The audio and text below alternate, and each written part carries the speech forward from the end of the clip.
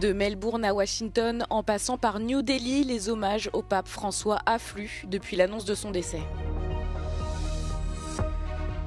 Vladimir Poutine annonce que Moscou va étudier la proposition de Volodymyr Zelensky de suspendre les frappes contre les infrastructures civiles pendant 30 jours. Guerre commerciale entre la Chine et les États-Unis, Pékin met en garde les pays qui négocient avec Washington au détriment de ses intérêts.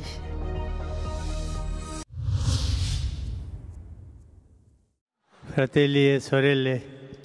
Le pape François est décédé à l'âge de 88 ans, a annoncé le Vatican ce lundi de Pâques. Les cloches sont sonnées dans toutes les églises de Rome.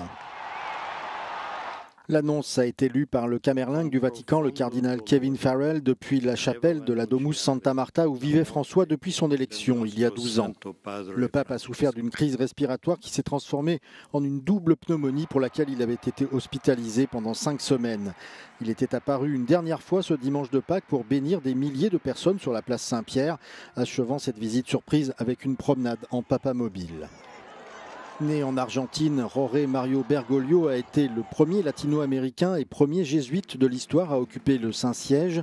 Il aura beaucoup séduit par son style humble et son engagement en faveur des réfugiés et des pauvres. Il a donné un ton très différent à la papauté en privilégiant l'humilité à l'arrogance, en donnant aux femmes des rôles décisionnels dans l'Église et en accueillant la communauté LGBT. Les causes de la mort du pape, survenues ce lundi de Pâques à l'âge de 88 ans, sont désormais connues. D'après son certificat de décès, le souverain pontife a succombé à un accident vasculaire cérébral qui a provoqué un coma et une défaillance cardio-circulatoire irréversible. Le document révèle également ses problèmes de santé. François souffrait de diabète et d'hypertension. Fragilisé par une infection respiratoire, le pape avait été admis à l'hôpital de Jimini le 14 février dernier. Son état de santé avait été jugé critique. Il était sorti de l'hôpital le 23 mars. Le Saint-Siège envisage d'exposer le corps du pape François à partir de mercredi dans la basilique Saint-Pierre.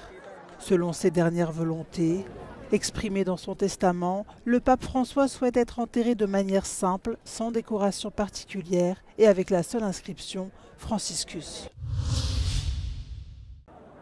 Depuis l'annonce de la mort du souverain pontife, survenue ce lundi de Pâques à l'âge de 88 ans, la place Saint-Pierre à Rome ne désemplit pas. De nombreux fidèles sont venus lui rendre un dernier hommage. Alors que les cloches sonnaient le glas pour François, la file d'attente ne faisait que s'allonger, preuve de l'affection que lui portait le public. Ci ho provato a venire qua a salutarlo mentre faceva il passaggio con la macchinetta sua e ci siamo avvicinati, abbracciava i bambini e li baciava. Prendeva tutti i bambini in braccio. Mi piaceva che veniva dalla povertà e era un buon papa. Lui come dell'Argentina abbiamo parlato un po', sono venuto e mi ho fatto la foto con lui, ha parlato un po' e mi ha toccato veramente il cuore quel giorno lì. Del pensiero, non ha avuto paura di rompere alcuni pregiudizi, preconcetti, era una persona pulita e aveva il coraggio di dire quello che pensa. La mort du 266e pape suscite une vive émotion à travers le monde. Des prières publiques seront célébrées dans plusieurs pays.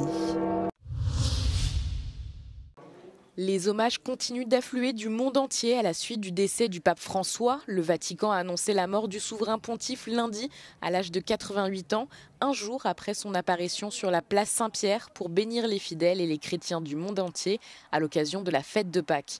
Le président italien Sergio Mattarella a rendu hommage à François, déclarant que le pontife était toujours un homme d'espoir. Accanto al dolore per la morte di Papa Francesco, avverto, come ho detto stamani, un senso di vuoto.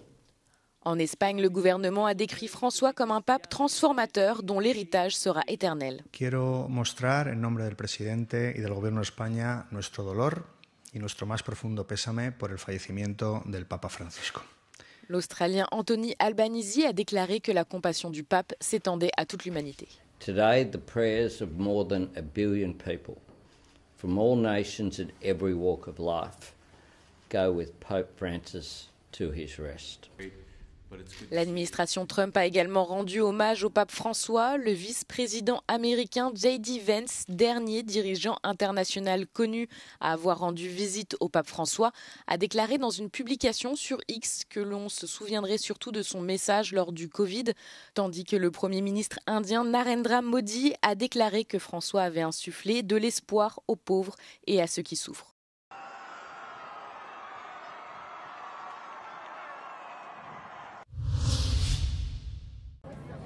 La mort d'un pape déclenche une série de rites et de rituels soigneusement orchestrés autour de l'enterrement du pontife et de l'élection de son successeur, un processus connu sous le nom de conclave. Le pape doit être enterré entre le 4e et le 6e jour après sa mort. Commence alors une période de deuil de 9 jours, généralement planifiée à l'avance par le souverain pontife lui-même. Pendant cette période, le collège des cardinaux se réunit au Vatican et environ 15 jours après la mort du pape, sera enfermé dans la chapelle Sixtine, tenue au secret, pendant qu'il élit un nouveau chef de l'Église catholique. Immédiatement après une première messe, les cardinaux éligibles voteront pour la première fois. Si aucun pape n'est élu, les bulletins sont brûlés et le processus est répété 4 fois par jour jusqu'à ce qu'un candidat obtienne une majorité des 2/3. La fumée noire signale un vote non concluant. La fumée blanche annonce au monde qu'un nouveau pape a été choisi. Habemus Papa. Le nouveau pape émerge et donne sa première bénédiction. Fratelli e sorelle, buonasera.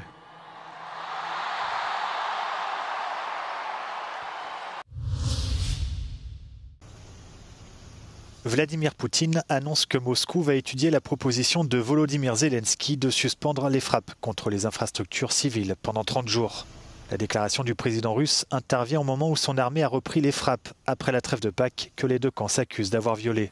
Selon les autorités ukrainiennes, au moins 3 civils sont morts lors du dimanche de Pâques dans des attaques russes et 7 autres ont été blessés dans les régions de Kherson et de Donetsk. Volodymyr Zelensky évoque au total le chiffre de 3000 violations durant cette mini-trêve. De son côté, Moscou fait état de frappes ukrainiennes dans les régions russes frontalières de Belgorod, Briansk et Koursk.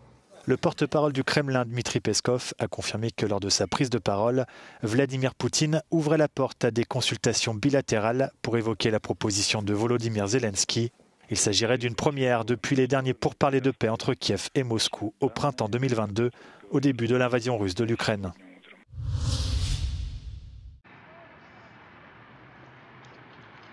Au Yémen, au moins 12 personnes ont été tuées et 30 autres blessées dans des raids aériens américains visant la capitale Sanaa, selon le ministère de la Santé des Houthis.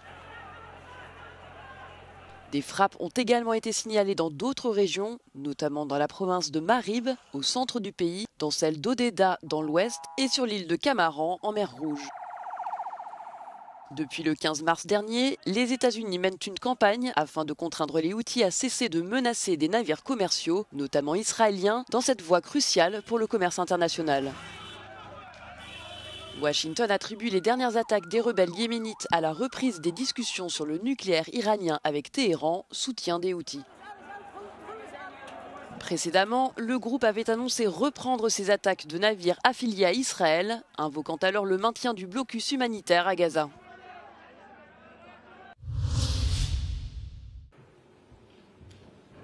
Dans son bras de fer avec Washington concernant les droits de douane, Pékin met en garde et annonce la mise en place de mesures de rétorsion à l'encontre des pays qui concluraient des accords commerciaux avec les États-Unis au détriment des intérêts de la Chine.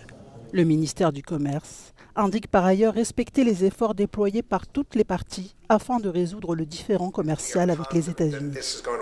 Il y a quelques jours, c'était au tour de l'administration Trump d'exercer une pression sur ses partenaires commerciaux afin que ces derniers limitent leur accord avec la Chine, notamment dans le cadre des négociations tarifaires en cours. La Chine a qualifié d'intimidation unilatérale les droits de douane de 145% imposés par les États-Unis sur ces produits. De son côté, l'Organisation mondiale du commerce avertit. Selon elle, la guerre commerciale entre les deux plus grandes puissances économiques pourrait entraîner un recul mondial de l'économie, chiffré à 7%.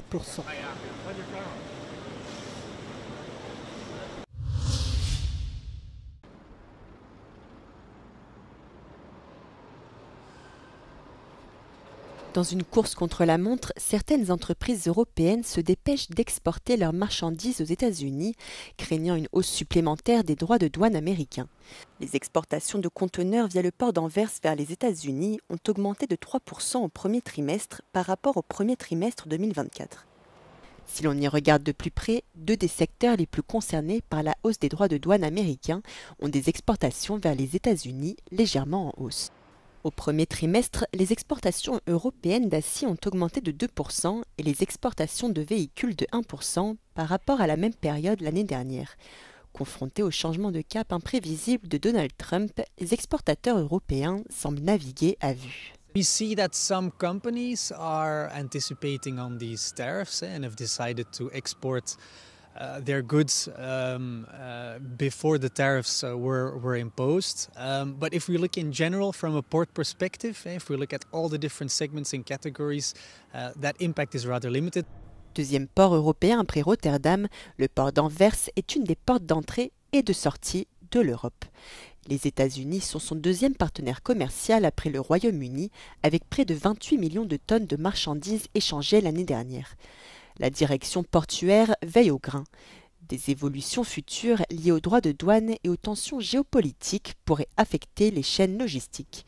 Well, currently, it's a bit too soon to tell if the Chinese will use Europe as an export market instead of the US, but that's definitely something that we're monitoring, and it's definitely a possibility. We've seen that in the past, that has happened.